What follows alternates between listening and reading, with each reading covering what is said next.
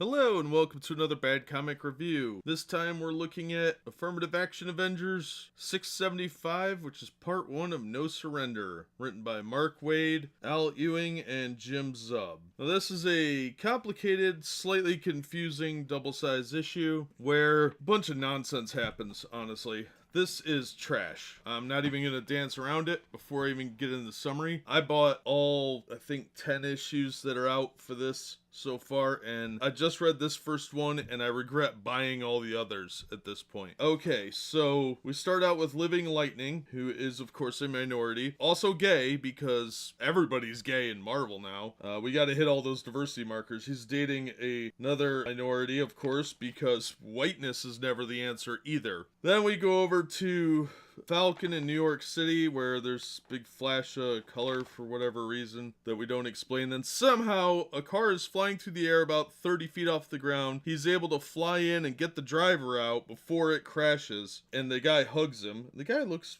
vaguely like Mark Waid. Okay, then we cut over to some other heroes standing around looking impressed. Then we see Captain Marvel out in space looking around like usual with the confused look because the planet's gone. She was on the Alpha Flight space station, which I don't know why there's an Alpha Flight space station, and I am not going to go look it up. That sounds ridiculous. Anyway, so while the Canadians and Captain Shorthair is in space, apparently T'Challa is talking to Vision, and they're saying how the satellites are gone. Well, how are you talking then? Seriously, there are very few landlines left. And they're not going to be doing any of the stuff you're doing. Almost everything is done with satellites now. So how are you in Wakanda talking to people in New York and other parts of the world without a satellite? I see this throughout the issue. Somebody doesn't know how communications work these days because almost all of this is done with satellites now. So unless they launched a satellite, which is never expressed, they should be able to be talking to each other in most cases. There's probably going to be a few like within the region or something, but with all the chaos going on, and they even show some down power lines with all these buildings falling, there's gonna be very little communication between these groups. So, major plot hole. Well, of course, we got Girl Thor capturing lightning,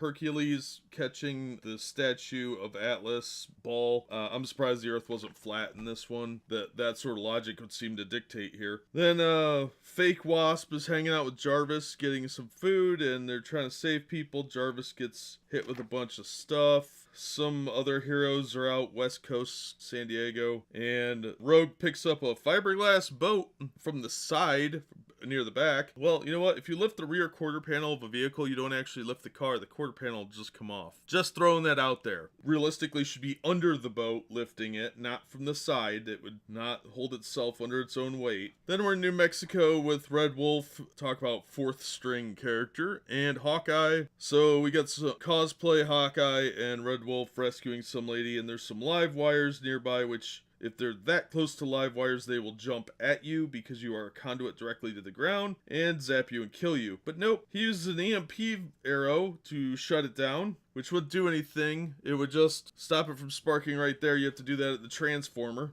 And it also kills a flashlight. Well, is it an LED flashlight? Because if it's battery powered, it's not going to affect it. It's got an old style bulb. So we got another science problem there. Feel free to correct me in the comments if I'm wrong on any of this, but pretty sure that won't happen. Then at Mount Vesuvius, the US Avengers, or some other stupid team, is a bunch of nobodies like Cannonball, some red guy who I think is Red Hulk. I don't know. They tell me in the back. I just don't care anymore. Squirrel Girl, who actually looks like she doesn't have the downs, and some other nobodies are defending some idiot girl that won't get out of the way. She's on her computer being stupid, and there's a little bit of virtue signaling there. She, of course, is the pink-haired super genius that everybody thinks they are. And in the center here, where this near the staple, there's a big 4-page foldout on really trash paper. Trashier than the regular paper, because the ink kept coming off on my fingers while I was reading this book, and my fingerprints are literally all over in this book. Alright, so then there's a little stupid conversation. They put up some sort of force field over the volcano, whatever, so Pompeii won't get reburied. Then something crashes into the Colosseum,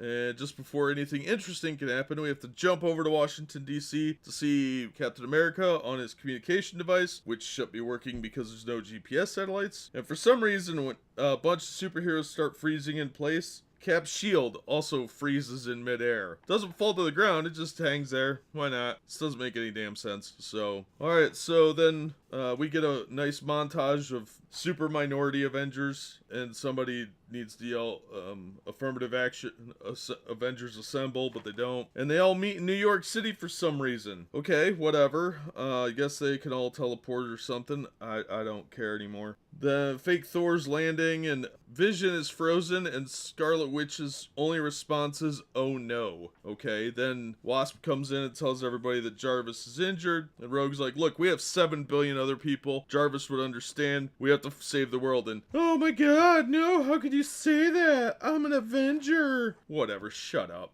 idiot. And then Quicksilver's a whiny little jerk because who knows? Yeah, in the middle of a crisis is the time to be like, why did you even call me? Oh my god. Thanks, high school. Good job. We don't want you here if you're not going to be useful. And then we see Voyager, who is this, they don't actually say her name in here, but everybody's like, oh my gosh, it's you! Yep, okay, we don't know who you are because you didn't exist 10 minutes ago. They brought this character back that's supposed to be like this super hardcore founding member of the Avengers that we all just forgot. Hey, remember when that was called Sentry? Same color outfit, too. If she got a wrestling belt, she would be Sentry. Or Triumph if you were from DC. And I believe that same idea was done by these writers in DC. In Triumph. Yeah, didn't work then either. So, this is all around one of the laziest concepts I've seen in a long time. They explain nothing. Most of the Avengers that are still around are the convenient new ones that nobody really liked to begin with. Well, we've got Falcon being Falcon, but he'll probably pick up Captain America's shield at some point, don't worry. We got Lame Wasp, whose book got canceled. Brother Voodoo, who is actually a really cool character back in the 70s and 80s, who I'm sure is terrible now and full of angry black man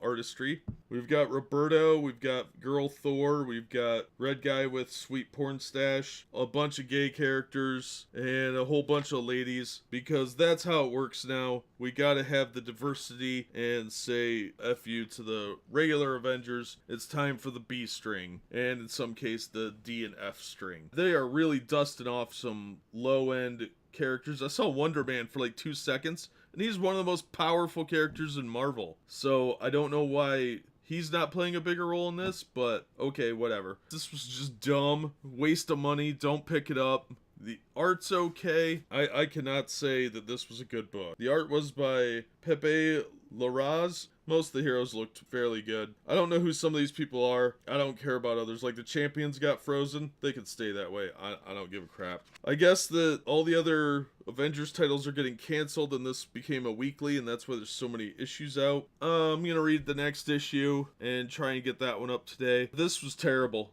Just lazy storytelling. They were trying to drag it out. I cannot believe this is gonna be a 20-part event. That is ridiculous. And this is going to drag on way too long. But that'll do it for this one. I'm going to quit before I start ranting more. Thank you so much as always for listening and supporting the channel, and we hope to see you on the next episode.